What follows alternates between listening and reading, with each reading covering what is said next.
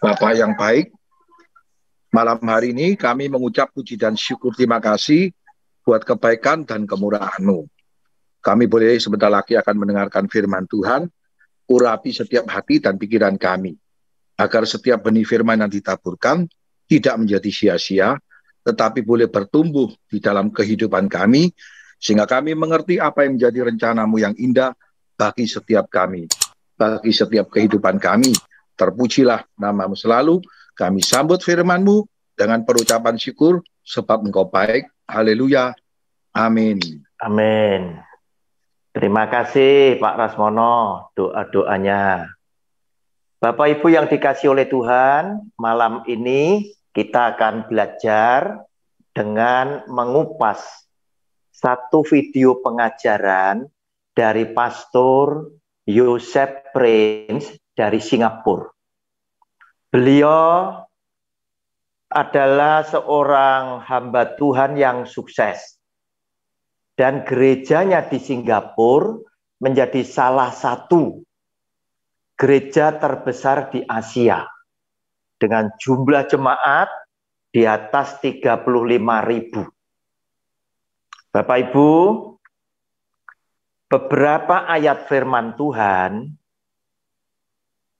telah menjadi duri dalam daging bagi kebanyakan para pendeta, penerima, dan penikmat persepuluhan bersama keluarganya. Sebab firman Tuhan ini justru keluar dari mulut Tuhan Yesus sendiri dan Rasul Paulus.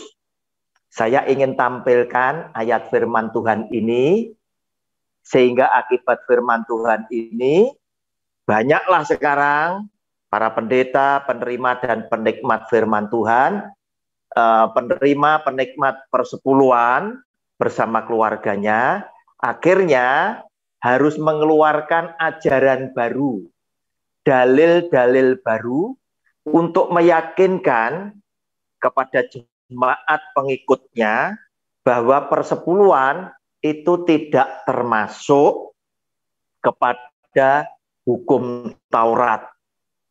Caranya termasuk Pastor Joseph Prince memberikan ajaran baru, di mana beliau punya ajaran itu banyak diikuti oleh pendeta-pendeta di Indonesia, karena mungkin mereka bukan sekedar mengikuti saja, tapi mungkin mereka juga adalah murid-murid daripada Pastor Joseph Prince tersebut.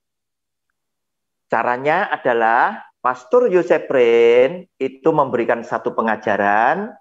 Beliau meyakinkan bahwa Abraham, Ishak, dan Yakub itu tidak pernah hidup di bawah hukum Taurat. Sebab Abraham, Ishak, dan Yakub yang menjadi leluhur kita sebagai orang percaya itu lahir lebih dulu sebelum hukum Taurat ada, yaitu Musa yang dituntun oleh Tuhan menulis hukum Taurat. Nah, Bapak Ibu, kita saksikan sekarang video dari Pastor Joseph Prince. Gereja bukanlah sebuah bangunan. Ketika Anda memikirkan sebuah gereja, apa yang Anda pikirkan? Gereja adalah apa yang ditakuti oleh iblis. Ketika dia melihat gereja, dia mencoba untuk menghancurkan gereja. Jadi hati-hati dengan ajaran yang membuat Anda merasa tidak perlu ke gereja lagi. Anda adalah gereja. Amin. Tidak, teman. Apa artinya? Taatilah pemimpin-pemimpinmu dan tunduklah kepada mereka. Siapa yang memiliki aturan atas Anda? Amin. Dengan jalan itu mereka akan melakukannya dengan gembira, bukan dengan keluh kesah, sebab hal itu tidak akan membawa keuntungan bagimu. Saya beritahu Anda hal lain tentang pengajar-pengajar kasih karunia yang beberapa dari mereka mengambil pengajaran saya dan mereka mengamuk. Anda tahu mengapa? Anda tahu mengapa mereka melakukan itu? Mereka tidak memiliki gereja lokal. Mereka tidak memiliki gereja lokal atau mereka tidak cukup menghormati gereja lokal. Jadi mereka menentang persepuluhan. Mereka akan berkata, Anda tidak perlu memberi persepuluhan. Setiap kali Anda menyentuh mengenai persepuluhan, oh, dia menyentuh, dia menginginkan uangmu. Simpan uangmu. Persepuluhan membutuhkan pewahyuan. Amin. Anda tahu impian Allah untuk Anda adalah ini. Iblis tidak ingin gereja makmur. Anda tahu kenapa? Karena gereja yang makmur dapat melakukan banyak hal. Banyak hal. Dan apakah Allah ingin gerejanya makmur? Lihatlah bangsa Israel, sebuah tipe gereja dalam perjanjian lama. Dan ngomong-ngomong, beberapa pengajar kasih karunia tidak menggunakan perjanjian lama seperti yang saya lakukan. Saya banyak mengajar dari perjanjian lama, amin. Jadi di Israel, Allah mengatakan ini, maka tidak akan ada orang miskin di antaramu. Anda tahu Allah mengatakan itu di dalam Alkitab. Dan kemudian Allah mengatakan ini dalam Ulangan 8. Allah berkata, dan supaya apabila engkau sudah makan, dan ini dari versi King James, dan kenyang, mendirikan rumah-rumah yang baik serta mendiaminya. Ucapkan apabila, bukan jika. Apabila, itu artinya ini masalah waktu. Dan apabila lembu sapimu dan kambing dombamu bertambah banyak, dan emas serta perakmu bertambah banyak, jangan mencintainya, cintailah Allah. Itulah sebabnya dia memperingatkan mereka ketika perak dan emas Anda, karena itu akan berlipat ganda. Jemaat, semua itu akan berlipat ganda. Dan segala yang ada padamu bertambah banyak berlipat ganda, jangan engkau tinggi hati, sehingga engkau melupakan Tuhan Allahmu. Itulah masalahnya, mereka melupakan Tuhan ketika Allah memberkati mereka. Kemudian turun ke bawah, Allah berkata, maka janganlah kau katakan dalam hatimu, kekuasaanku dan kekuatan tanganku lah yang membuat aku memperoleh kekayaan ini. Nah, ini bukan masalah jika kekayaan tidak datang kepada umat Allah. Amin. Tapi ini adalah masalah yang terjadi mengenai umat Allah, di mana mereka mengambil pujian itu dari Tuhan. Dan Allah berfirman, tetapi haruslah engkau ingat kepada Tuhan Allahmu, sebab dialah yang memberikan kepadamu kekuatan untuk memperoleh kekayaan. Untuk apa? Dengan maksud meneguhkan perjanjian yang diikrarkannya dengan sumpah kepada nenek moyangmu. Seperti sekarang ini, amin.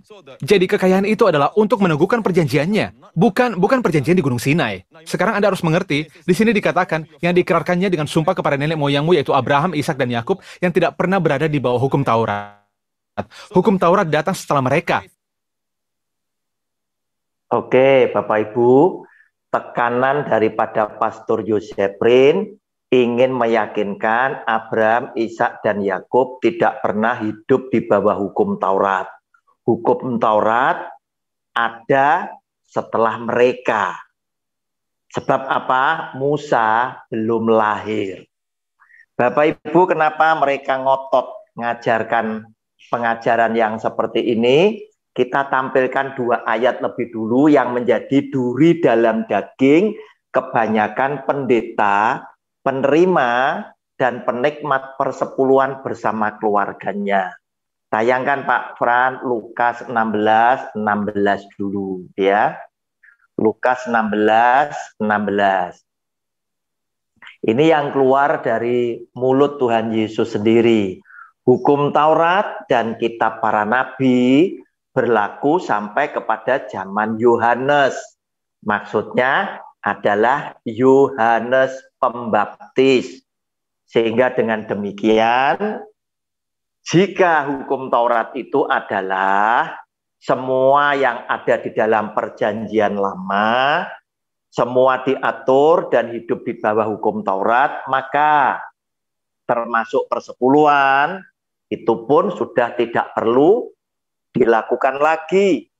Sebab Yesus yang adalah Tuhan, yang berfirman, yang bersabda, bahwa hukum Taurat dan kitab para nabi, ya, apalagi jika yang disampaikan adalah mengenai Maleakhi 3 ayat yang ke-10, Maleakhi 3 ayat yang ke-10 tentang persepuluhan itu bicara adalah hukum Taurat yang ditulis pada kitab para nabi. Sudah tidak perlu dilakukan. Dan firman Tuhan pada Lukas pasal 16 ayat 16a tadi justru keluar dari mulut lidah bibir Tuhan Yesus sendiri. Pasti tidak bisa salah.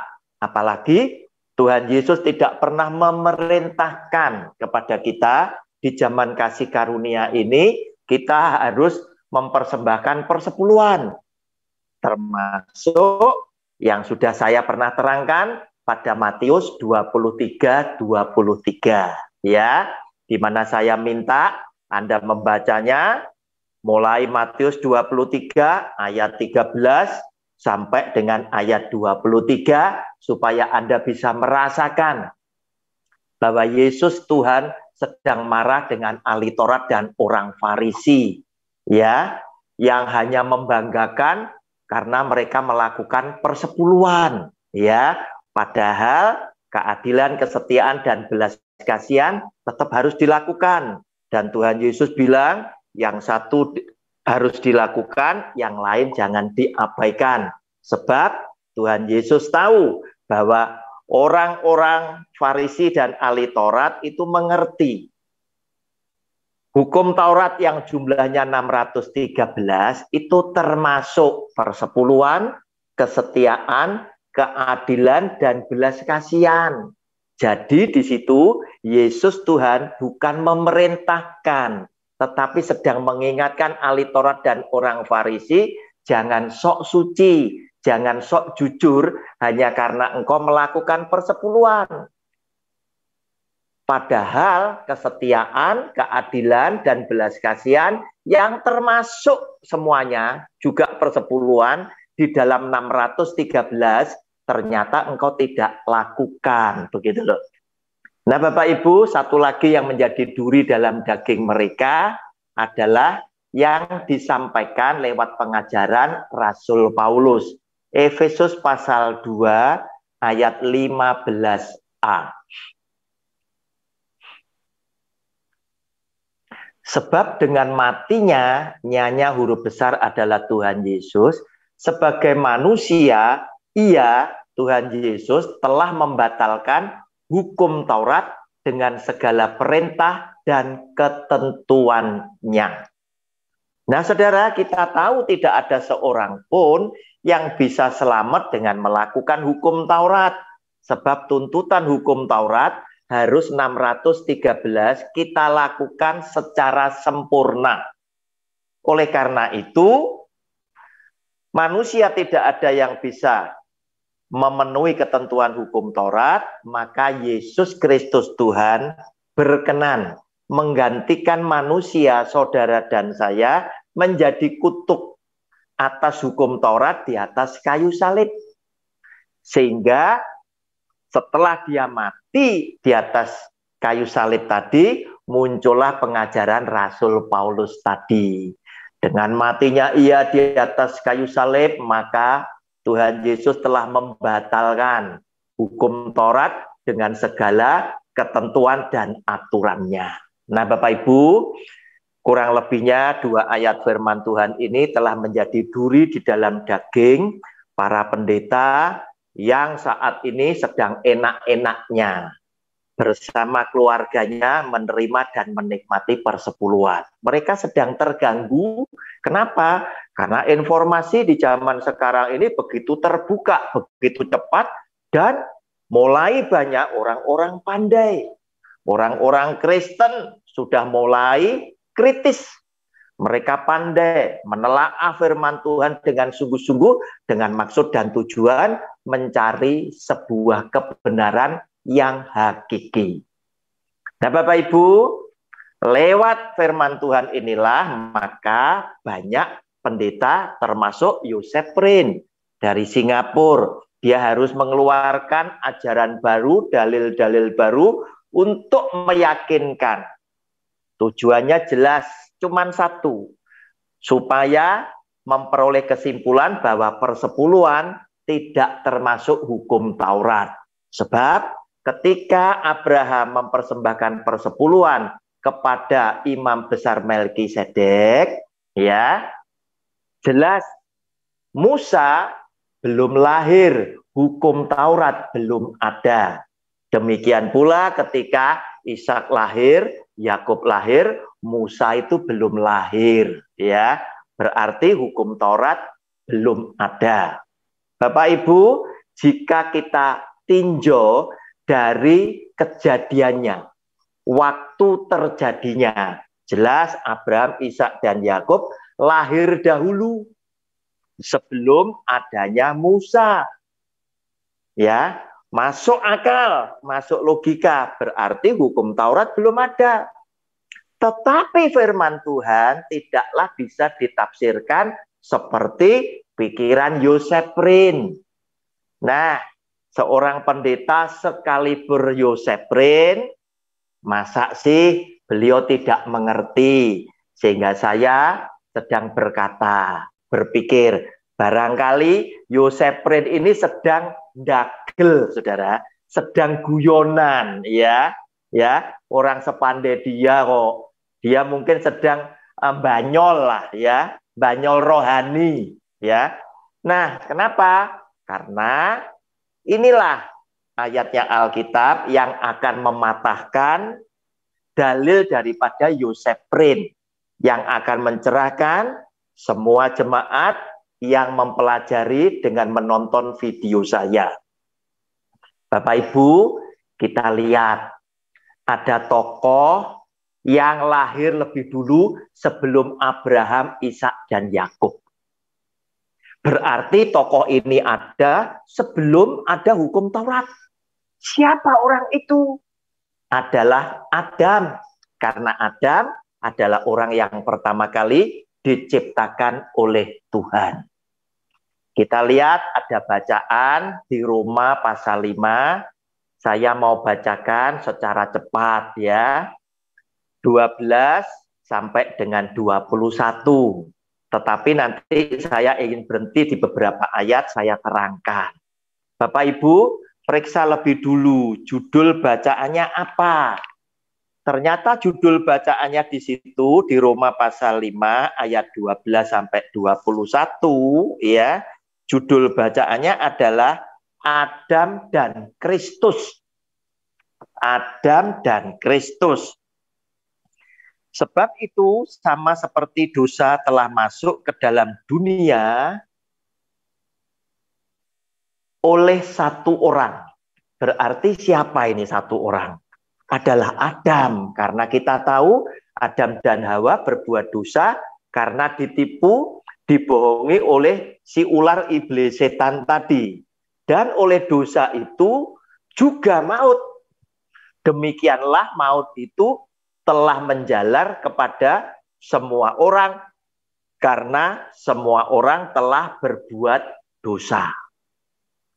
13. Sebab sebelum hukum Taurat ada. Nah, ini dijelaskan.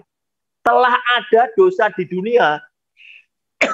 Yaitu dosa siapa?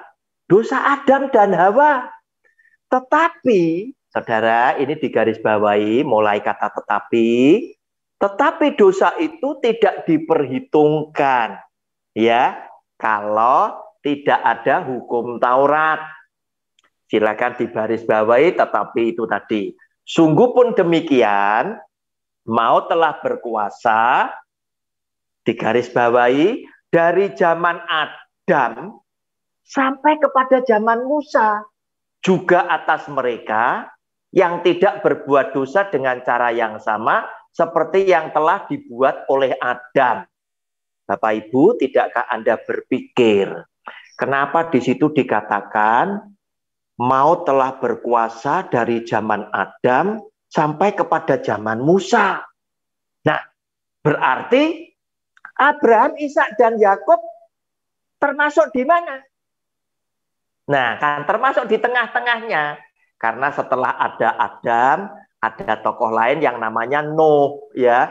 Setelah Nuh baru muncul tokoh yang hebat adalah Abraham, Ishak, dan Yakub. Terus muncul anak-anak Yakub yang 12, baru Musa, kan begitu. Berarti Abraham, Ishak, dan Yakub ada di tengah-tengah itu.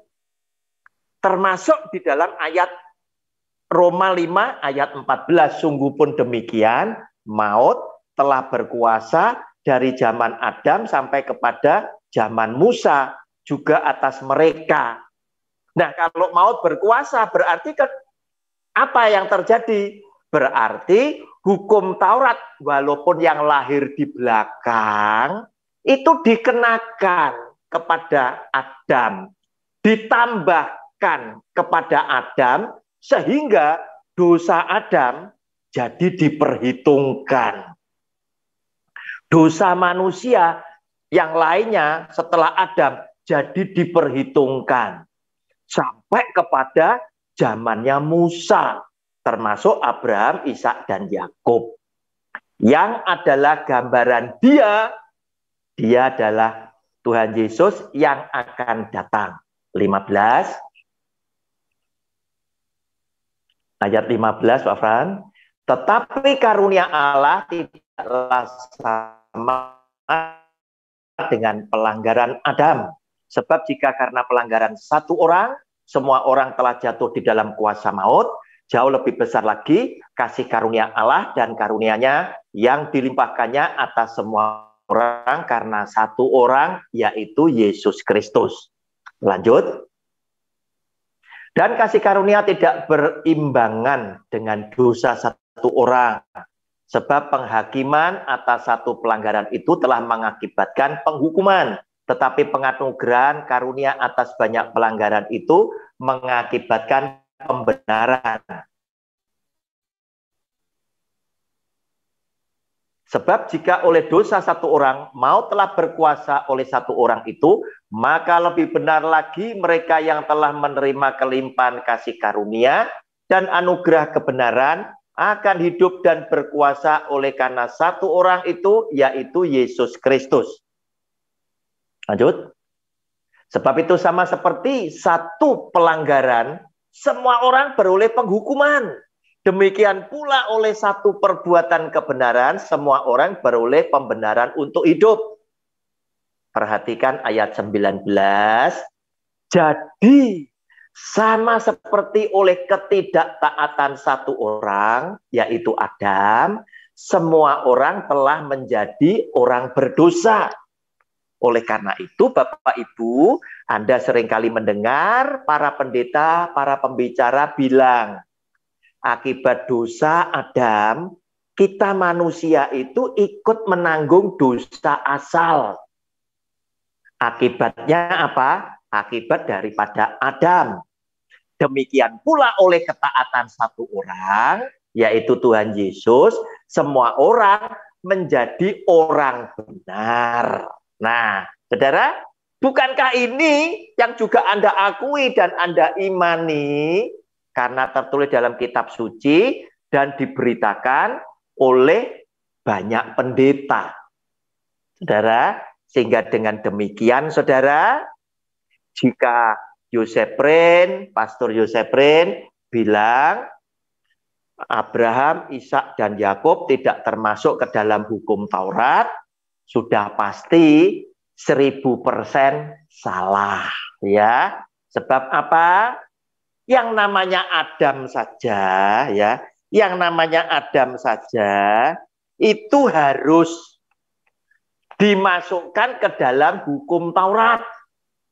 Kita lanjutkan, tadi baru ayat 19 ya.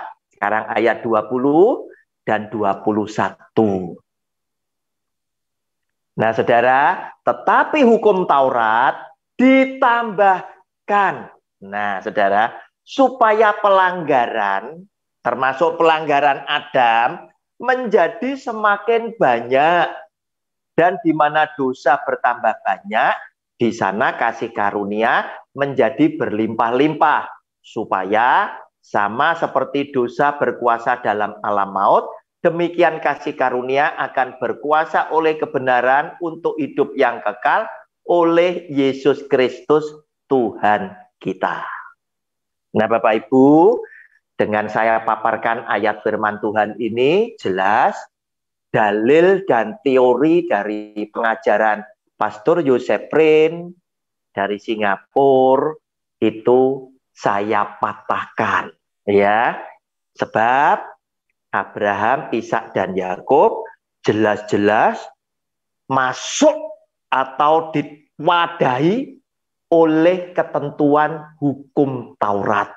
Walaupun Abraham, Ishak, dan Yakub lahir lebih dulu dibandingkan Musa sebagai penulis hukum Taurat tersebut. Sebab Adam sebagai manusia yang diciptakan yang pertama, yang lahir dan ada lebih dulu dibandingkan Abraham, Ishak, dan Yakub itu pun termasuk kehidupannya ada di dalam seluruh hukum Taurat. Nah, Bapak Ibu, boleh jadilah Anda tidak percaya lebih dulu, silakan. Namun, saya akan tunjukkan ayat firman Tuhan yang lain, ya, yang lain, yaitu saya mau tunjukkan bahwa Abraham, Ishak, dan Yakub itu ada di dalam hukum Taurat. Dengan kita melihat Ulangan pasal yang pertama, ya. Ulangan pasal yang pertama. Nah, Bapak Ibu, Anda lihat judul bacaannya itu adalah Musa meriwayatkan pengalaman di Gunung Horeb. Ya, di Gunung Horeb. Gunung Horeb ini nama lainnya adalah Gunung Sinai. Satu tempat punya dua nama yang berbeda. Gunung Sinai sama Gunung Horeb itu sama, ya. Nah, Bapak Ibu, ya, saya bacakan mulai ayat 5, ya. Ulangan 1 ayat 5 untuk menunjukkan, ya, bahwa Abraham, Ishak dan Yakub itu termasuk hukum Taurat, ya. Di seberang Sungai Yordan di tanah Moab, mulailah Musa menguraikan hukum Taurat ini, katanya. Garis bawahi ya hukum Taurat tadi, ya. Tuhan Allah kita telah berfirman kepada kita di Horeb atau di Gunung Sinai. Demikian. Telah cukup lama kamu tinggal di gunung ini. Majulah, berangkatlah, pergilah ke pegunungan orang Amori dan kepada semua tetangga mereka di Araba Yordan, di pegunungan, di daerah bukit, di tanah Negeb, dan di tepi pantai laut, yakni negeri orang Kanaan, dan ke gunung Libanon sampai Efrat, sungai besar itu. Ayat 8, perhatikan saudara, ketahuilah aku telah menyerahkan negeri itu kepadamu. Masukilah, dudukilah negeri yang dijanjikan Tuhan dengan sumpah kepada nenek moyangmu, yakni, nah saudara, ketemulah nama Abraham, Ishak dan Yakub itu masuk di dalam hukum Taurat untuk memberikannya kepada mereka dan kepada keturunannya. Nah, Bapak Ibu, tadi Pastor Yoseprin sempat berkata, ya, dia akan membacakan Ulangan pasal 8. Ya, pasal 8, Ulangan pasal 8, dia bacakan itu mulai ayatnya yang ke-12. Ya, ayatnya yang ke-12. Dia bilang, dia baca, dan supaya apabila engkau sudah makan dan kenyang, mendirikan rumah-rumah yang baik serta mendiaminya. Dan apabila lembu sapimu dan kambing dombamu bertambah banyak, dan emas serta perakmu bertambah banyak, dan segala yang ada padamu bertambah banyak, jangan engkau tinggi hati, sehingga engkau melupakan Tuhan Allahmu, yang membawa engkau keluar dari tanah Mesir, dari rumah perbudakan, dan yang memimpin engkau melalui padang gurun yang besar dan dahsyat itu, dengan ular-ular yang ganas serta kalajengkingnya dan tanahnya yang gersang, yang tidak ada air. Dia yang membuat air keluar bagimu dari gunung batu yang keras, dan yang di padang gurun memberi engkau makan mana yang tidak dikenal oleh nenek moyangmu, supaya direndahkannya hatimu dan dicobainya engkau, hanya untuk berbuat baik kepadamu akhirnya. Maka janganlah kau katakan dalam hatimu, kekuasaanku dan kekuatan tanganku lah yang membuat aku memperoleh kekayaan ini. Tetapi haruslah engkau ingat kepada Tuhan Allahmu, sebab dialah yang memberikan kepadamu kekuatan untuk memperoleh kekayaan dengan maksud meneguhkan. Perhatikan saudara, tadi beliau berkata itu, dengan maksud meneguhkan perjanjian yang diikrarkannya dengan sumpah kepada nenek moyangmu seperti sekarang ini. Beliau, Pastor Yoseprin, menambahkan kata-kata bahwa ini bukan perjanjian di Horeb, bukan perjanjian di Sinai.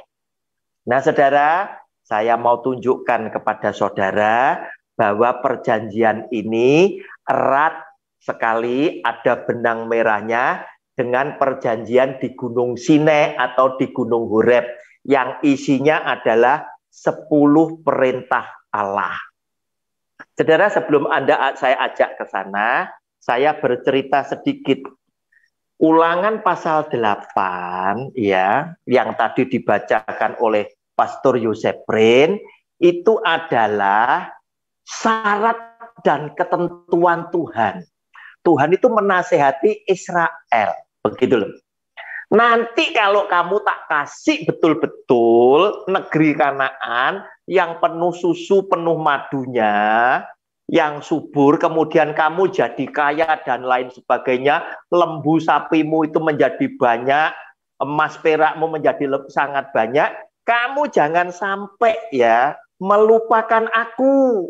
Itu adalah nasihat Tuhan, persyaratan Tuhan sebelum negeri Kanaan itu betul-betul menjadi milik Israel. Begitu loh, saudara. Dan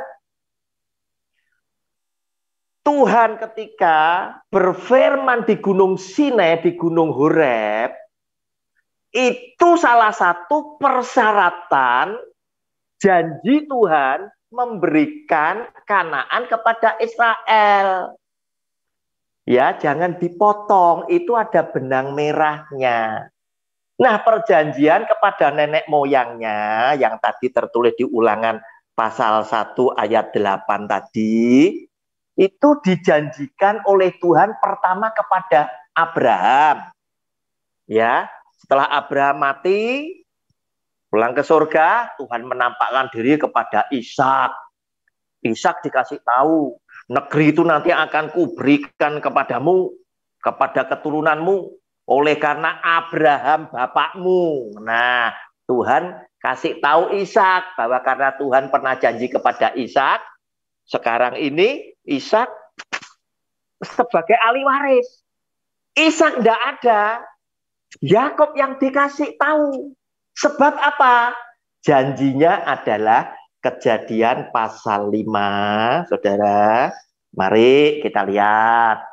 Kejadian pasal 5, ayatnya yang ke-13 sampai dengan yang ke-21. Nanti ada batas-batasnya ya. Dan Kejadian 15, Pak Fran. Ayatnya ke-13. Kejadian 15. Oke. Firman Tuhan kepada Abraham, ketahuilah dengan sesungguhnya bahwa keturunanmu akan menjadi orang asing dalam suatu negeri yang bukan kepunyaan mereka, dan bahwa mereka akan diperbudak dan dianiaya 400 tahun lamanya. Tetapi bangsa yang akan memperbudak mereka akan kuhukum, dan sesudah itu mereka akan keluar dengan membawa harta benda yang banyak. Tetapi engkau akan pergi kepada nenek moyangmu dengan sejahtera, engkau akan dikuburkan pada waktu telah putih rambutmu. Tetapi keturunan yang keempat akan kembali ke sini, sebab sebelum itu kedurjanaan orang Amori itu belum genap. Saudara, saya terangkan lebih dulu ya. Nah, saudara, Abraham mendapatkan janji dari Tuhan bahwa negeri Kanaan itu akan diberikan kepada Abraham dan keturunannya. Tetapi keturunan Abraham akan diperbudak selama 400 tahun. Dan Tuhan bilang keturunan yang keempat nanti itu baru masuk ke Kanaan. Ngitungnya gimana, saudara? Ngitungnya adalah Abraham itu tidak dihitung. Ya, Abraham punya anak Ishak. Berarti Ishak 1. Ya, Ishak, Yakub 2. Yakub punya anak 12 suku, ketiga. Salah satunya ada Yehuda, ada Lewi. Ya toh? Lewi keluar anak, yaitu Miriam, Harun, dan Musa. Keempat. Itu baru balik ke negeri apa? Ke Kanaan. Begitu loh, saudara. Ini janji Tuhan kepada Abraham, karena Abraham tidak menikmati toh janji itu kan, dia tidak menikmati, dia pulang ke surga duluan. Ishak dikasih tahu, Ishak tidak menikmati, Yakub dikasih tahu, sehingga di dalam Ulangan pasal 1 tampilkan ayat ke-8 Pak Fran, nama Abraham, Ishak, dan Yakub disebut, begitu loh. Ulangan pasal 1 ayat 8 ya. Padahal janjinya asalnya kepada Abraham kan. Ketahuilah aku telah menyerahkan negeri itu kepadamu, masukilah, dudukilah negeri yang dijanjikan Tuhan dengan sumpah kepada nenek moyangmu, yakni Abraham, Ishak, dan Yakub, untuk memberikannya kepada mereka dan kepada keturunannya. Nah, saudara, ini membuktikan bahwa Abraham, Ishak, dan Yakub masuk dalam hukum Taurat. Ada benang merahnya. Nah, saudara, lanjut 17 sampai 21 itu adalah batas-batasnya negeri Kanaan. Saudara, 17.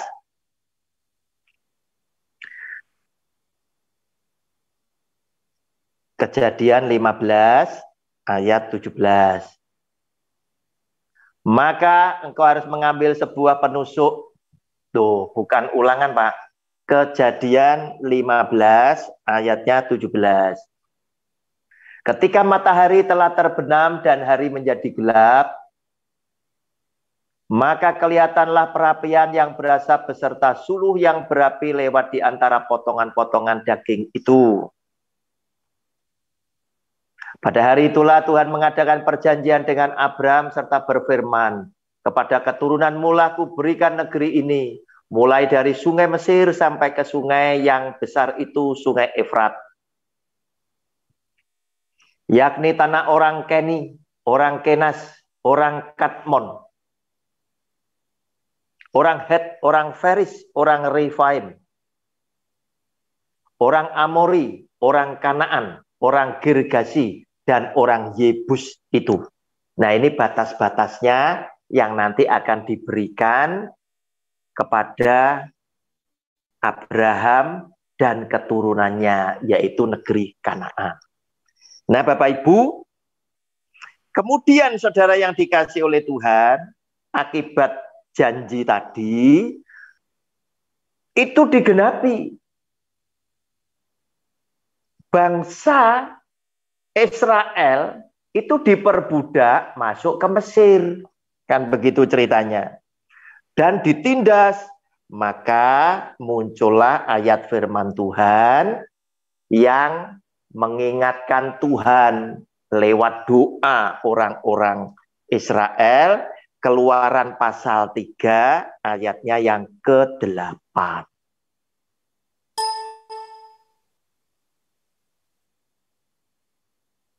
Keluaran 3 ayatnya yang ke-8. Sebab itu aku telah turun, akunya huruf besar, untuk melepaskan mereka dari tangan orang Mesir dan menuntun mereka keluar dari negeri itu ke suatu negeri yang baik dan luas.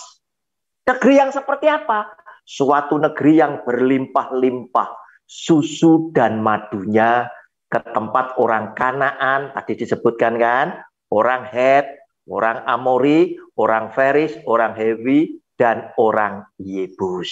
Nah, saudara, negeri Kanaan itu adalah negeri yang sangat subur, sangat kaya, sehingga bisa menjadikan orang Israel itu kaya raya. Oleh karena itu, sebelum ini terjadi, betul-betul dimiliki, menjadi milik pusaka bangsa Israel, Tuhan menasehati dengan firman-Nya, memberikan ketentuan-ketentuan. Nah, kemudian tadi Pastor Yoseprin bilang, ini bukan perjanjian di Sinai. Betul, bukan perjanjian di Sinai, bukan perjanjian di Horeb, tetapi perjanjian ini punya benang merah dengan perjanjian di Sinai, di Horeb.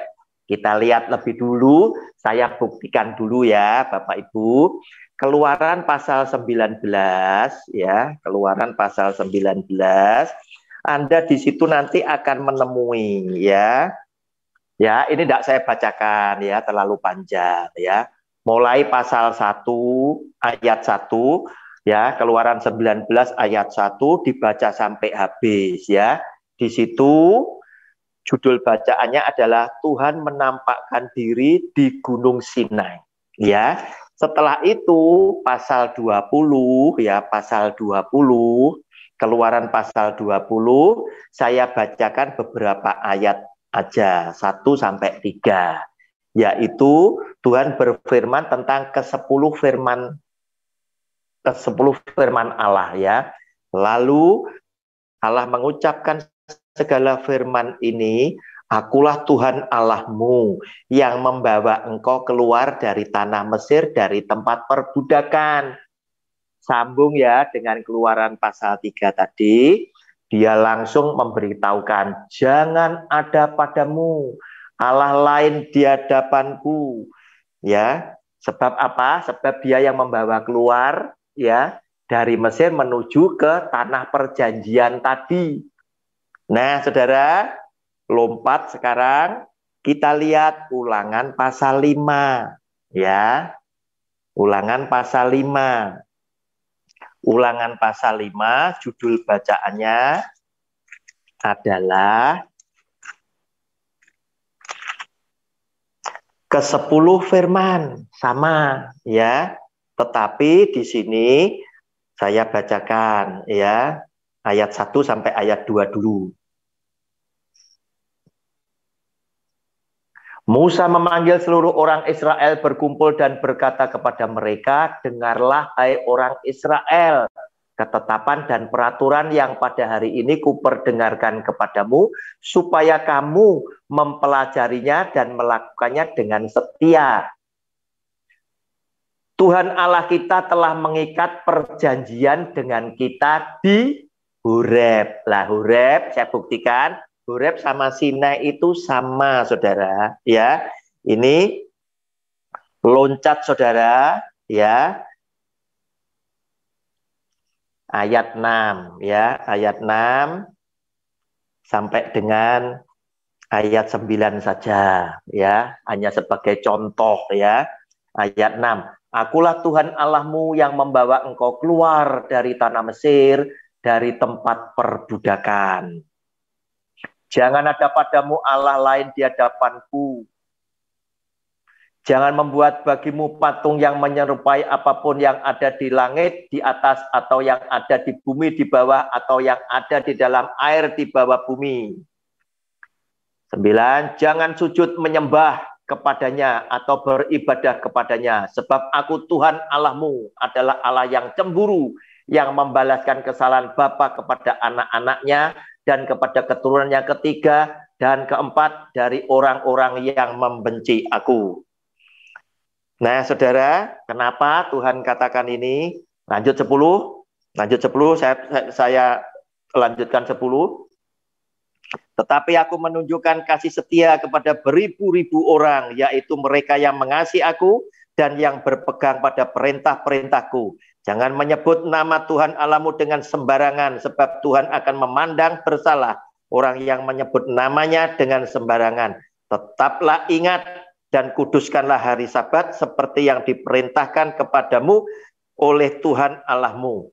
Dan seterusnya dan lain sebagainya. Saudara, inilah firman Tuhan ya yang disampaikan oleh Tuhan di Gunung Sinai, di Gunung Horeb, yang punya benang merah dengan janji Tuhan kepada Abraham, Ishak, dan Yakub tentang negeri yang bisa membuat Israel itu kaya raya. Nah, oleh karena itu, sebelum Israel betul-betul masuk dan memiliki negeri Kanaan tadi, oleh Tuhan sudah diberi perintah-perintah, peringatan-peringatan agar mereka senantiasa setia kepada Allah yang esa, yang telah membawa mereka keluar dari Mesir menuju ke negeri yang penuh dengan susu dan madunya, yaitu Kanaan. Nah, saudara yang dikasihi oleh Tuhan, demikianlah yang saya bisa paparkan. Sekaligus apa yang saya sudah sampaikan telah berhasil mematahkan pengajaran dari Pastor Yosef Prin. Anda bisa simpulkan sendiri firman Tuhan yang sudah saya paparkan dan sudah saya tunjukkan telah mematahkan pengajaran daripada Pastor Yosef Prin, di mana Pastor Yosef Prin berkesimpulan bahwa Abraham, Ishak, dan Yakub tidak termasuk kepada hukum Taurat karena mereka lebih dahulu ada sebelum Musa itu lahir. Sehingga saya pastikan bahwa maaf, Pastor Joseph Prin itu salah. Sebab Abraham, Ishak, dan Yakub tertulis dalam kitab hukum Taurat dan harus tunduk dengan hukum Taurat. Sebab Adam sebagai manusia ciptaan pertama pun masuk di dalam hukum Taurat. Sehingga lewat hukum Taurat tersebut, dosa Adam mengakibatkan seluruh umat manusia berdosa. Dan lewat ketaatan satu orang, yaitu Yesus Kristus Tuhan, kita semuanya diselamatkan. Tuhan Yesus memberkati Anda bersama keluarga, sebagaimana Tuhan Yesus memberkati saya bersama dengan keluarga saya. Amin. Silakan Bapak Ibu, ada yang kurang jelas atau mau ditanyakan, kita masih punya waktu. Ada Bu Teli, ada Pak Joko, ada Pak Edwin, Pak Rasmono, juga Pak Effendi, Bu Maria, Titin, Pak Michael, Pak Junwi, Pak Yoce, Pak Effendi, silakan. Pak Joko mungkin, silakan Pak Joko. Mic-nya belum dibuka, Pak. Ada lagi Pak, satu pertanyaan Pak. Ada lagi khotbah-khotbah itu yang mengatakan begini Pak. Abraham itu kan juga memberikan persembahan ke Melkisedek. Nah, itu apa juga tidak termasuk hukum Taurat, Pak? Iya, oke, iya. Dan siapakah sebenarnya Melkisedek itu, Pak? Iya. Otomatis itu masuk kepada hukum Taurat, ya, masuk kepada hukum Taurat. Nah, Bapak Ibu, banyak pengkhotbah bilang, ya, Abraham mempersembahkan persepuluhan kepada Melkisedek. Ini kan juga dicatat di dalam Perjanjian Baru. Nah, kan begitu. Berarti di zaman kita ini, kesimpulan pembicara tadi, kita harus tetap melakukan. Nah, Bapak Ibu, sejarahnya dulu ya, ketika Abraham mendengar berita di Perjanjian Lama, Lot keponakannya yang tinggal di negeri Sodom itu dirampok, ya. Zaman dulu ini kan hukumnya kan hukum rimba. Maka harta benda Lot, orang-orang Lot, keluarganya Lot itu ditawan oleh musuh. Maka Abraham bersama teman-temannya itu mengejar, menyelamatkan Lot dan berhasil. Setelah berhasil, singkat ceritanya, hasil begitu menang, itu sekaligus dapat rampasan perang. Begitu loh. Yang dikalahkan itu bisa dibunuh atau dijadikan budak, harta bendanya dimiliki. Nah, Abraham dan teman-teman menang. Nah, ini karena yang berperang itu tadi banyak orang, otomatis dibagi hasilnya. Kan begitu. Nah, Abraham mempersembahkan hasil rampasan tadi, ya, 10% kepada Melkisedek. Ceritanya seperti itu. Jadi bukan dari hasil keringat, hasil bisnis pekerjaannya Abraham, bukan. Dari menang perang. Nah, kemudian ini tertulis juga di Perjanjian Baru. Nah, saya tunjukkan, buktikan bahwa itu persepuluhan masuk hukum Taurat, walaupun tertulis di Perjanjian Baru. Silakan Pak Joko juga dicatat ya. Ibrani pasal 7, saya bacakan ayat 1 sampai 4 dulu. Ya. Sebab Melkisedek adalah Raja Salem dan Imam Allah yang Maha Tinggi. Ia pergi menyongsong Abraham ketika Abraham kembali dari mengalahkan raja-raja dan memberkati dia. Abraham diberkati sama Melkisedek. Sebab berkat turun dari atas ke bawah. Orang yang lebih mulia memberkati yang di bawahnya. Kepadanya pun Abraham memberikan 1/10 dari semuanya.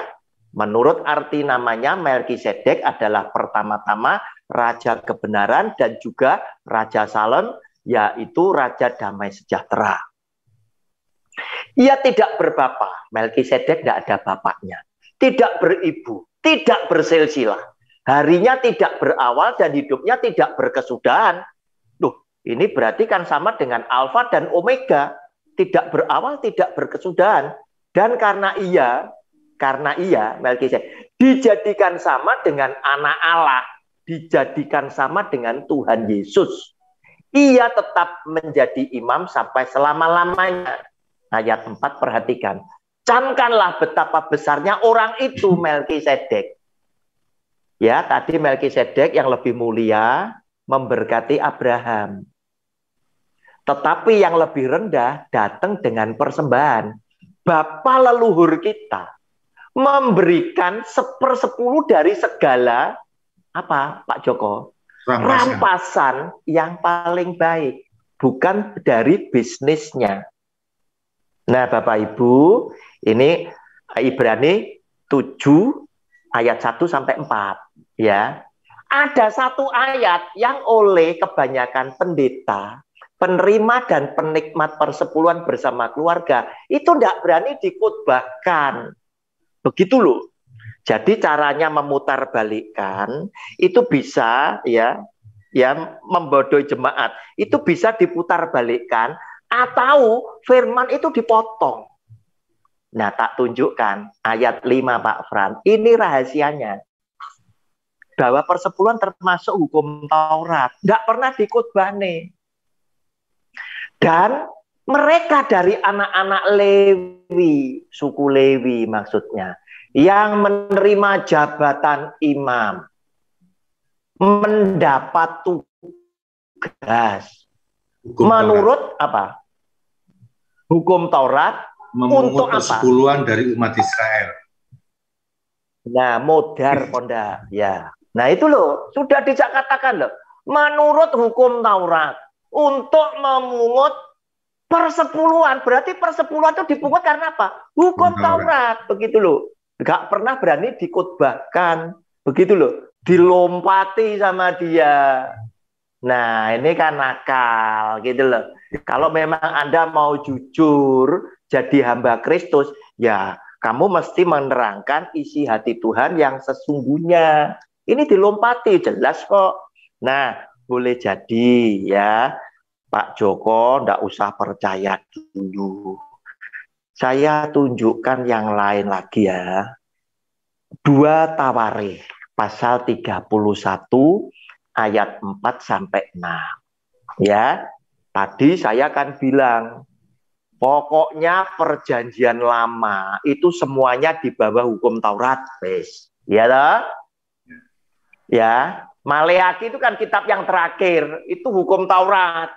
Ya, jadi mulai kejadian sampai belakang itu aturan hidup mereka di bawah ketentuan hukum Taurat. Nah, 2 Tawarikh itu ada di tengah-tengah. Ini semasa ya 2 Tawarikh. Ini semasa Raja Hizkia, pemerintahan Raja Hizkia. Firman Tuhan berkata begini. Ia memerintahkan rakyat, yakni penduduk Yerusalem, untuk memberikan sumbangan yang menjadi bagian para imam dan orang-orang Lewi. Yang jadi imam kan orang Lewi. Yang melayani bait Allah, bantu imam juga orang Lewi. Supaya mereka dapat mencurahkan tenaganya untuk apa, saudara? Pak Joko? Melaksanakan Taurat Tuhan. Nah, melaksanakan Taurat Tuhan, ya toh? Simpen dulu ya, ayat 5. Taurat Tuhan sing yo apa? Sumbangan, tapi sumbangan sing kayak apa, kan begitu ya? Belum dijelaskan toh, ayat 5 dan 6. Segera setelah perintah ini tersiar, orang Israel membawa dalam jumlah yang besar hasil pertama. Nah, ini buah sulung daripada gandum, anggur, minyak, madu dan segala macam hasil bumi. Mereka membawa juga persembahan apa? Persepuluhan dari segala Nah, sesuatu. dalam jumlah yang besar untuk melakukan Taurat Tuhan, gitu loh. Ayat 6. Orang Israel dan orang Yehuda yang tinggal di kota-kota Yehuda juga membawa persembahan persepuluhan yang terdiri dari lembu sapi dan kambing domba, dan persembahan persepuluhan yang terdiri dari persembahan kudus yang telah dikuduskan bagi Tuhan Allah mereka. Semuanya itu diletakkan mereka bertimbun-timbun. Nah, ketika kita sudah, Pak Fran, sampai 6 aja, ketika kita melihat apa itu namanya, membaca tentang persepuluhan, tentang buah sulung, kita tidak pernah mendapati bahwa persembahan itu berupa uang. Tidak pernah.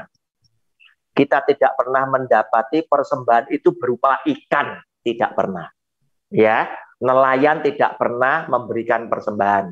Yang ditarik persembahan itu terkait apa? Terkait dengan tanah Kanaan, ya. Sebab sebelum tanah Kanaan mengeluarkan hasil persembahan buah sulung dan persembahan persepuluhan belum pernah dipersembahkan.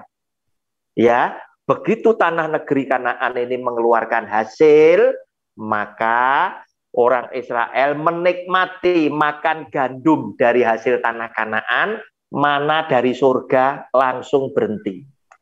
Nah, demikian Pak Joko, paham ya? Ada yang lain? Sekali lagi Pak, sekali lagi. Silakan. Berarti untuk Melkisedek itu sama dengan anak Allah, berarti Alfa dan Omega itu ya Pak? Betul. Dia disamakan dengan Tuhan Yesus karena dia tidak bersilsilah, tidak ada bapak, tidak ada ibu. Dan dia tetap menjadi imam selama-lamanya. Dia disamakan dengan Tuhan sendiri, sehingga Yesus Kristus Tuhan yang menjadi imam itu menurut peraturan Melkisedek, bukan peraturan keimaman Lewi. Begitu loh. Berarti kalau Tuhan Yesus yang ngatur, Lewi kan di bawahnya, kan begitu. Keimaman Lewi. Nah, ini harus yang setara dengan dia, yaitu Melkisedek. Dan sampai hari ini, amin, dia selalu tetap menjadi imam untuk selama-lamanya. Amin. Paham? Nah, bedanya apa? Imam zaman dulu, Lewi, ya, Harun dan lain sebagainya, berbeda dengan keimaman Tuhan Yesus menurut aturan Melkisedek. Imam zaman dulu itu sebagai pengantara jemaat. Umat kalau mau minta ampun kepada Tuhan, itu tidak bisa mempersembahkan kurban langsung. Harus lewat imam, dipersembahkan. Dan Pak Joko itu harus berulang-ulang. Tahun ini sudah, besok tahun depan lagi. Kan begitu terus. Yeah. Dan ini dilakukan oleh bangsa lain di luar umat Kristiani. Betul ya? Yeah. Mereka selalu ya selamatan terus ya. Orang Kristen sudah tidak. Sebab apa? Yesus yang adalah Tuhan ketika menyempurnakan menggenapi hukum Taurat tadi, dengan dia berkenan menjadi kutuk atas hukum Taurat, mati di atas kayu salib, menjadi anak domba Allah yang tidak bercacat tadi, dipersembahkan, otomatis menjadikan kita itu sudah tidak perlu mempersembahkan yang berulang-ulang tadi. Hewan ternak tadi loh, sudah tidak perlu. Sebab apa? Ini anak domba Allah yang menebus kita, yang tak bercacat, tak bercela. Yesus Kristus Tuhan menebus dosa manusia sejagat yang percaya. Tak percaya yo urusanmu ketinggalan, kan begitu. Yang percaya. Sehingga kita sudah tidak perlu datang dengan persembahan terus. Kita sudah diampuni dan kita sudah terima pengampunan itu. Nah, setelah dia mati, tabir bait Allah itu robek dari atas ke bawah. Terjadi gempa dan lain sebagainya. Nah, dulu ada tabir bait Allah, itu yang menjadi sekat. Jemaat tidak bisa langsung kepada Tuhan. Setelah dia mati, dia mendamaikan kita dengan Allah Bapa. Kita didamaikan lewat apa? Lewat kematian dia. Kenapa kita kok berseteru dengan Tuhan? Gara-gara Adam. Adam kan sudah dikasih tahu kan, sehingga kita mengenal ya. upah dosa adalah maut gara-gara ini. Kejadian 2 ayat 16 dan 17. Tayangkan Pak Fran. Kejadian 2 ayat 16 dan 17.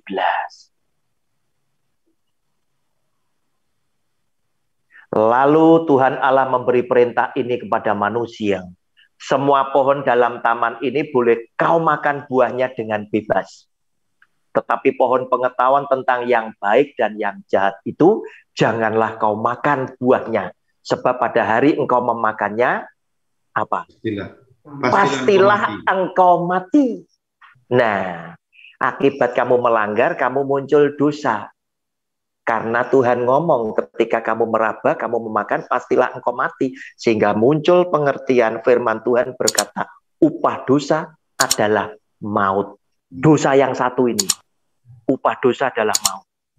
Nah, maut harus ditebus oleh Yesus Kristus Tuhan. Nah, setelah kita ditebus, kita didamaikan oleh kematian Tuhan Yesus di atas kayu salib, kita bisa langsung datang kepada Bapa dan dia berkata, panggil aku Bapa. Ya Aba, ya Bapa. Kita ada kedekatan. Amin. Ya, itu Pak Joko. Demikian. Ya. Terima kasih. Terima kasih. Terima kasih Pak penjelasannya. Ya, terima kasih. Terima kasih. Barangkali ada yang lain. Silakan Pak Michael atau siapa yang mau bertanya, silakan. Ya. Silakan Pak Yoje. Ya. Ya, saya mau tanya Pak. Ya.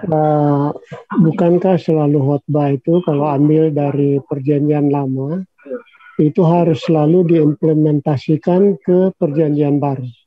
Iya. Artinya dia tidak bisa berjalan sendiri. Perjanjian Lama ya seperti umpamanya hukum Taurat itu dia harus diimplementasikan ke Perjanjian Baru, sedangkan Perjanjian Baru itu adalah penggenapan dari hukum Taurat. Jadi kalau dia hanya berkhotbah dengan Perjanjian Lama, nah ini kira-kira bagaimana Pak? Dia tidak implementasikan dengan Perjanjian Baru. Kira-kira bagaimana Pak? Iya Pak Yoje, firman Tuhan yang ada di dalam Perjanjian Lama itu semuanya itu merupakan bayang-bayang, gambaran yang nanti akan digenapi di dalam Perjanjian Baru. Ya, jadi ini mesti ada benang merahnya gitu. Harus ada koneksitasnya, kaitannya. Sama seperti semua nabi itu bernubuat tentang siapa? Tentang Yesus Kristus Tuhan. Sejak dia belum hadir dalam peristiwa Natal yang pertama, banyak nabi sudah cerita tentang kedatangan dia. Dan kemudian digenapi dalam jati diri Kristus.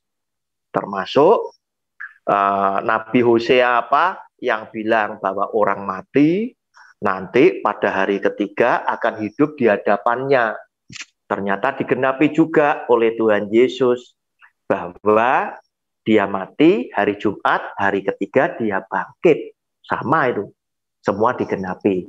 Demikian Pak Yoje, memang benar bahwa apa yang dikhotbahkan di Perjanjian Lama itu harus ada implementasinya dengan Perjanjian Baru. Sebab apa? Itu memang sudah demikian. Perjanjian Lama merupakan gambaran atau bayang-bayang yang akan digenapi. Dan kita harus ingat, tidak semua yang ada di Perjanjian Lama itu bisa digenapkan di dalam kehidupan Anda dan saya. Sebab Perjanjian Lama khususnya misalkan itu mengenai sejarah seseorang. Ya, seseorang. Ya, katakanlah saya ambil contoh Abraham. Ketika Abraham ternyata ditolong oleh Tuhan, entah dengan perkara apa saja, ya. Terus kemudian seorang pembicara, pengkhotbah itu bicara, bilang begini, jika Abraham ditolong oleh Tuhan, maka saudara juga akan ditolong oleh Tuhan. Saya pasti tidak setuju. Sebab apa? Kesetiaan Abraham kepada Tuhan dan kesetiaan kita kepada Tuhan belum tentu sama. Kita bayar harga belum tentu sama. Tetapi biarlah kesaksian Abraham ditolong oleh Tuhan itu menjadikan, menguatkan iman saya bahwa Tuhan itu adalah Allah yang Maha Penolong. Begitu loh. Demikian Pak Yojo, terima kasih. Jadi pertanyaan saya lagi nih Pak, tambah sedikit. Berarti kalau dia hanya berkhotbah tentang perpuluhan, dan dia tidak implementasikan ke perjanjian baru yang sudah digenapi, berarti itu tidak benar Pak ya? Pasti salah Pak, tidak benar Pak. Nah kalau dia bicara tentang persepuluhan di sana, dia harus tinjau bagaimana dengan kita zaman kasih karunia ini tadi, apakah persepuluhan masih tetap harus dilakukan, kan begitu.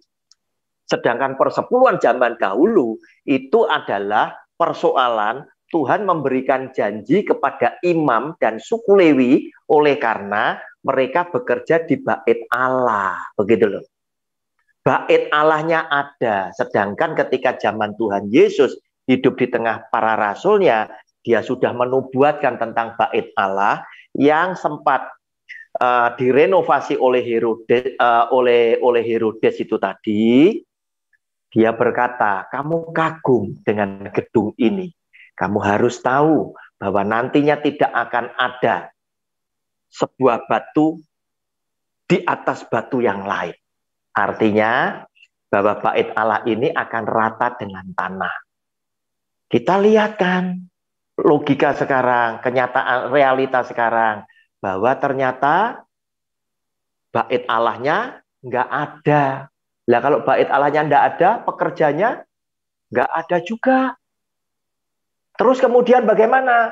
Ya nggak perlu persepuluhan dilakukan, apalagi dengan matinya Tuhan Yesus di atas kayu salib, dia telah membatalkan semua hukum Taurat ini dengan maksud dan tujuan apa? Supaya digenapi, ya, supaya digenapi bahwa lewat keturunan Abraham, ya, semua bangsa itu beroleh berkat.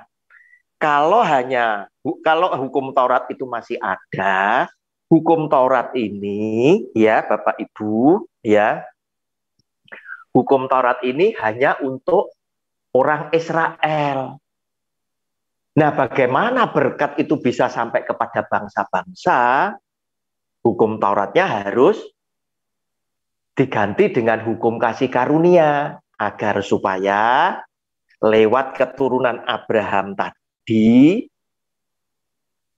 semua bangsa beroleh berkat, yaitu keselamatan di dalam nama Tuhan Yesus. Demikian Pak Yoce, terima kasih. Terima kasih Pak. Terima kasih. Kalau gitu mungkin Pak ya, untuk dimengerti Pak ya. Kalau orang yang tidak sekolah kan mati Pak. Makanya Pak, betul Pak Rasmono, sekarang justru sebetulnya jemaat ya yang disebut domba-domba Allah ini kan lambang daripada binatang yang lemah kan. Di samping dia tulus ya, dia lemah, dia perlu dilindungi, dia juga bodoh, begitu loh. Butuh gembala. Nah, sekarang tergantung dari kejujuran setiap pendeta, gembala, pembicara yang mengerti firman Tuhan. Apakah mereka menyediakan hati untuk menuntun domba yang bodoh ini pada jalan yang benar, atau justru mereka membodohi yang bodoh, begitu loh Pak. Ya, waduh. Ya. Bahaya itu Pak. Ya, makanya bahaya sekali Pak. Iya. Sebab itu sudah, iya. Sering-sering dikhotbahkan seperti gini-gini nih Pak, supaya orang lebih mengerti Pak. Bukan hanya 1 minggu sekali gini, mesti paling tidak 2 kali. Iya. Mengerti. Enggak, waduh. Seneng Pak. Jika misalkan apa itu Pak Rasmono dan teman-teman mau juga ikut bergabung, itu punya banyak pertanyaan itu akan lebih hidup loh Pak. Iya, memang harus gitu Pak. Jadi supaya bisa belajar. Sekarang khotbah-khotbah itu cuma hanya sekitar dunia aja Pak, kehidupan aja. Jadi intisari daripada firman itu sesungguhnya yang tadi Bapak ceritakan itu saya tidak pernah mengerti loh Pak. Padahal Pak Rasmono ini salah satu dulu wakilnya gembala ya, kan begitu. Iya. Nggak ngerti kelasnya Pak Rasmono aja, kan begitu. Nah iya. Nah, Apalagi makanya, saya, ya maaf, bukan saya lebih tinggi. makanya Pak Rasmono, kalau Pak Bapak tahu sekarang gini ya, kan bisa prihatin toh Pak. Iya. Iya, ngeri Pak. Ya kan bisa prihatin. Orang yang di bawahnya Pak Rasmono itu tahu dengan kebenaran kan semakin jauh Pak. Semakin samar-samar kan begitu. Nah, iya. Tadi setelah saya jelaskan tadi, Pak Rasmono bisa nangkep kan, bisa paham kan? Ini loh Pak. Nangkep. Nah kan gitu. Saya tunjukkan satu-satu, saya tunjukkan benang merahnya. Ya, saya tunjukkan mereka motongnya, menyembunyikan ayat Alkitabnya di mana supaya orang bisa dibohongi, dibodohi. Tetapi penyesatan itu Pak sudah dinubuatkan oleh Tuhan Yesus dalam Alkitab, kan gitu kan? Ya. Penyesatan memang harus ada, kan begitu? Harus ada loh, ya. Tapi celakalah si penyesat itu. Tuhan Yesus bilang lebih baik sebuah batu kilangan dikalungkan kepada penyesat dan dia ditenggelamkan di laut. Dia tidak diselamatkan. Sebab apa? Ya, terima kasih Pak Rasmono. Ajak teman-teman untuk bergabung, kita belajar. Bisa lebih semangat itu begini. Kalau orangnya banyak, pertanyaannya itu variatif malah banyak. Oh Pak, ini kan saya kok begini tahu lah itu tadi. Ya. Nah, salah satunya yang tadi saya buka, Ibrani pasal 7 ayat 5. Mereka tidak berani khotbahkan itu, Pak. Tidak berani. Gitu. Tidak berani khotbahkan.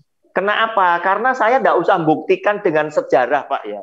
Ayat itu saya bacakan aja, mereka sudah pasti apa itu sudah ketahuan kesalahan mereka. Nah, lagi jemaat yang lama-lama itu sama sekarang itu bersikuku, Pak. Persepuluhan itu diharuskan, Pak. Jadi mereka takut. Iya, salah toh Pak. Kenapa? Nah, ini loh Pak, iblis setan si ular itu hebatnya, liciknya begini. Hawa ketika dikasih tahu, dibohongi, Hawa kan menjawab, kan Hawa sudah tahu toh Pak. Ya. Ya. Sebetulnya boleh dimakan kan tahu. Kan begitu kan? Ya. Nah, kita lihat ya supaya jelas ya. Pak Fran tampilkan Kejadian pasal yang ketiga, ya, pasal ketiga mulai ayat 1. Nah, ini tak tunjukkan liciknya iblis setan itu seperti ini. Adapun ular ialah yang paling cerdik dari segala binatang di darat yang dijadikan oleh Tuhan Allah. Ular itu berkata kepada perempuan itu, tentulah Allah berfirman, semua pohon dalam taman ini jangan kamu makan buahnya, bukan dibalik Pak, ya toh. Tuhan bilang kan bebas kan begitu. Cuma yang di tengah itu tidak boleh. Ya, sama iblis ular ini kan dibalik. Ya, ayat kedua. Ayat kedua. Lalu sahut perempuan itu kepada ular itu, buah pohon-pohonan dalam taman ini boleh kami makan. Nah, dia sudah tahu loh kata-kata Tuhan sama kata-kata ular itu tidak sama. Ya, tetapi tentang buah, ya, dia sudah tahu. Tetapi lihat Pak, manusia itu dikasih kepentingan Pak, dikasih kepentingan, dikasih janji berkat yang Tuhan tidak pernah ngomong, begitu loh Pak. Tetapi tentang buah pohon yang ada di tengah-tengah taman, Allah berfirman. Ini kata Hawa, jangan kamu makan ataupun raba buah itu, nanti kamu mati. Nah, ini lihat ayat keempat. Ularnya ngomong apa? Tetapi ular itu berkata kepada perempuan itu, sekali-kali kamu tidak akan mati. Nah, ini mulai digosok, Pak. Ayat 5. Ya, ayat 5. Lihat. Tetapi Allah mengetahui bahwa pada waktu kamu memakannya, matamu akan terbuka dan kamu akan menjadi seperti Allah. Tahu tentang yang baik dan yang jahat. Hubungan baik kita dengan Tuhan itu mulai dirusak, gitu loh, Pak. Betul. Perempuan itu melihat, ya, kamu akan menjadi seperti Allah. Dikasih kepentingan, Pak. Ya, dikasih kepentingan, dikasih janji berkat yang Tuhan tidak pernah cerita itu tadi. Perempuan itu melihat bahwa buah pohon itu baik untuk dimakan dan sedap kelihatannya. Lagi pula, ini ya, kata lagi pula, pohon itu menarik hati karena memberi pengertian. Nah, dikasih kepentingan tadi loh, Pak. Janji berkat yang Tuhan tidak pernah ngomong. Itu yang diberikan si iblis setan ular tadi. Demikian pula dengan para pembicara tentang persepuluhan. Tuhan ngomong apa, Pak? Di dalam Maleakhi 3 ayat 10 ketika zaman Taurat dia tidak ngomong macam-macam, tapi pendeta zaman sekarang ngomong macam-macam, Pak.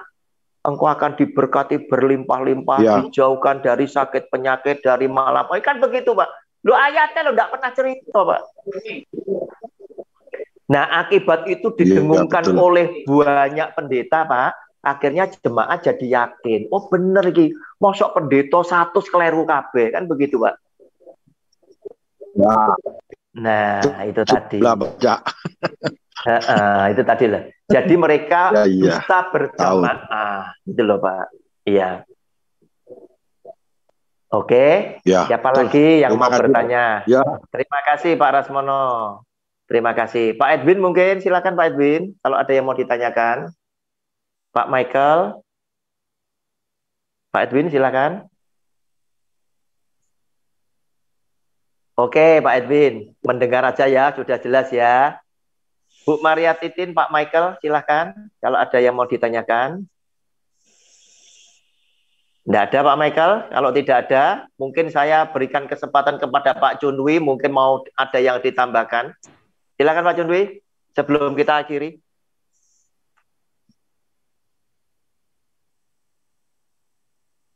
Tidak ada juga. Oke, silakan Pak. Baik, Pak. Ya. Kalau mengatakan bahwa Abraham, Ishak dan Yakub itu tidak di bawah hukum Taurat sehingga memberlakukan persepuluhan, maksudnya gitu ya, Pak? Maksudnya itu, tujuan utamanya itu. Nah, sebenarnya persepuluhan yang Abraham berikan itu bukan atas perintah Tuhan. Tuhan tidak pernah memerintahkan persepuluhan. Bahkan itu adalah Abraham itu meneruskan tradisi kafir. Iya, betul, Pak. Itu dapat dibaca di dalam Ibrani pasal 7 ayatnya yang ke-7. Coba ditampilkan, Pak. Tampilkan, Pak Fran.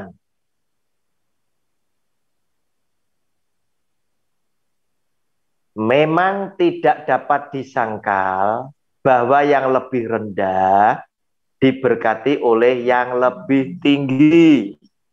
Nah, di sini kata tidak dapat disangkal.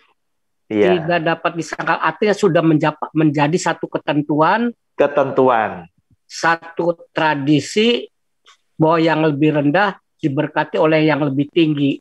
Maka sebagai sebaliknya yang lebih rendah harus memberi persepuluhan kepada yang lebih tinggi. Itu berdasarkan tradisi kafir. Jadi apa yang Abraham lakukan itu berdasarkan tradisi kafir. Jadi bukan perintah Tuhan. Iya. Ya. Jadi kalau mengkaitkan bahwa itu sebagai satu seolah-olah menjadi perintah Tuhan, itu sangat keliru sekali.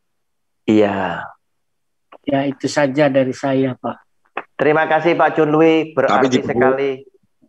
Ya, gimana Pak? Dibalik oleh pendeta. Saya mau tanya Pak lagi. Karena kalau persepuluhan itu berarti kita cinta pada Tuhan. Iya, makanya Pak, ya itu tadi Pak. Ya itu tadi loh Pak. Itu dikasih bumbu-bumbu seperti itu, dan ternyata orang itu banyak yang suka dengan sesuatu ya yang apa itu janji-janji yang belum tentu dari Tuhan, Pak. Ya. Nah, seperti itu. Nah, ini puji Tuhan ada Pak Chunwi. Pak Chunwi ini mendalami sekali tentang kitab Taurat ya. Yang dimaksud oleh Pak Chunwi dalam Ibrani 7 ayat 7 tadi tidak dapat disangkal tadi ya. Ya. Itu adalah karena tradisi dari orang kafir. Sebab apa? Abraham itu hidup sebagai orang asing, begitu loh. Ya. Di tengah-tengah bangsa yang tidak mengenal Allah. Nah, mereka sudah punya adat istiadat budaya seperti itu.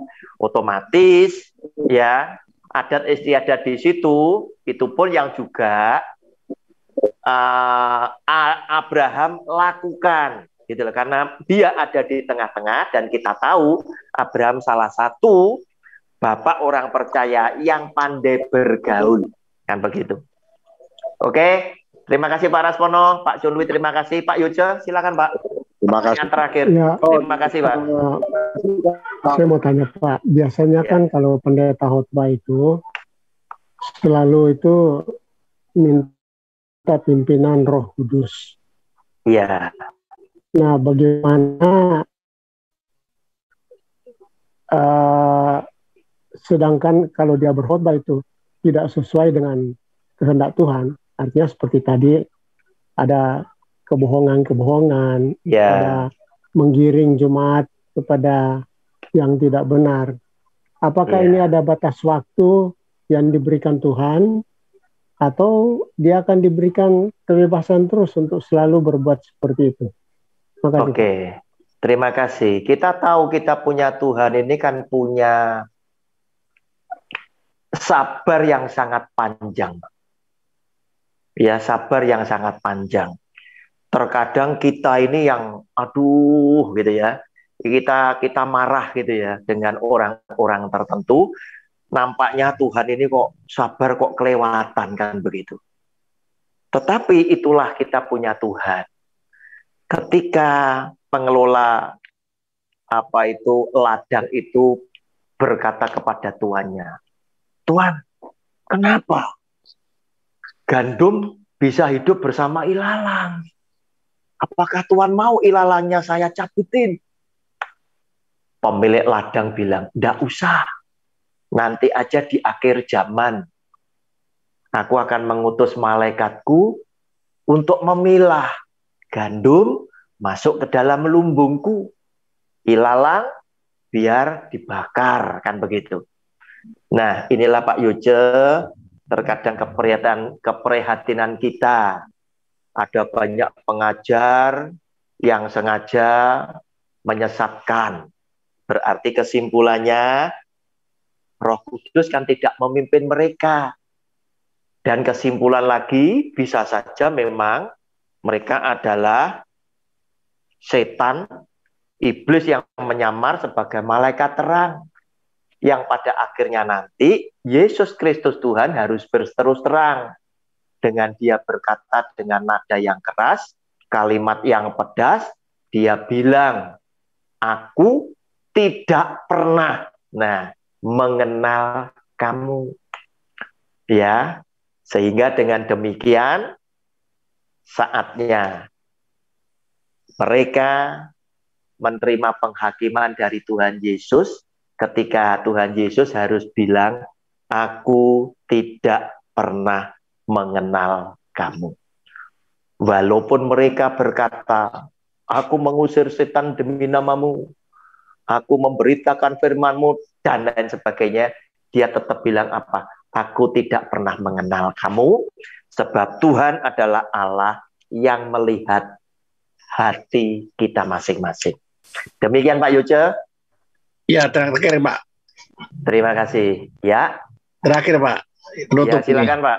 Silakan Pak Michael. Kita nggak bisa menutup mata sebagai zaman now ini, orang-orang zaman now. Iya. Para hamba-hamba Tuhan yang dahulu-dahulu sampai dengan yang sekarang. Iya. Itu banyak mereka mengeluhkan, kalau kami tidak mengutip perpuluhan, apa yang kami makan sebagai hamba Tuhan? Iya. Apa yang bisa kami operasikan di dalam gereja ini? Itu memerlukan uang perpuluhan itu. Itu maksudnya Pak. Tolong dijelaskan Pak. Iya, Pak Michael, di beberapa video saya sudah saya jelaskan. Seandainya Anda melakukan persembahan kasih yang diajarkan oleh Tuhan Yesus di Matius 25 ayat 35 sampai 40. Ketika aku lapar, kamu kasih aku makan. Ketika aku telanjang, kasih pakaian. Haus, kasih minum. Ketika aku sakit dan lain sebagainya, kamu jenguk aku dan lain sebagainya. Maka semuanya selesai. Semuanya selesai. Ya. Pendeta bilang, "Wah, bagaimana aku nanti keluargaku makan apa? Loh, pendeta kan sama. Kalau pendeta lapar, ambilkan di kotak yang sama. Berarti dia lapar. Ketika aku lapar, kasih makan dong. Anaknya tidak bisa sekolah, diambilkan duit dari situ, dibiayai sekolahnya. Gerejanya rusak, bangun dari kotak itu sudah selesai. Oleh karena itu, sebelum saya lanjutkan, Pak Michael, saya umumkan lebih dulu. 2 minggu yang akan datang, Bible Study ini akan membahas tentang ganti istilah persepuluhan dengan persembahan kasih. Konflik persepuluhan akan berhenti. Ini 2 minggu mendatang, ya. Kemudian Jumat yang akan datang di Ngobrol Santai dengan Akal Sehat, kita akan ngobrol tentang apa yang kau cari. Kita akan membahas pesan terakhir Steve Jobs, pendiri dan pemilik Apple, komputer dan handphone yang saat ini masih Anda pakai, sebelum Steve Jobs itu meninggal karena sakit. Demikian Pak Michael yang saya bisa jawab. Ya, saya sedikit Pak untuk Pak Yoce ya Pak. Ya, silakan Pak. Kalau pendeta itu bilang meminta pimpinan Roh Kudus itu akan mengajar firman yang sudah Yesus katakan. Dan tidak akan memelintir dan menyulap firman Tuhan itu menjadi sungsang balik. Iya, betul.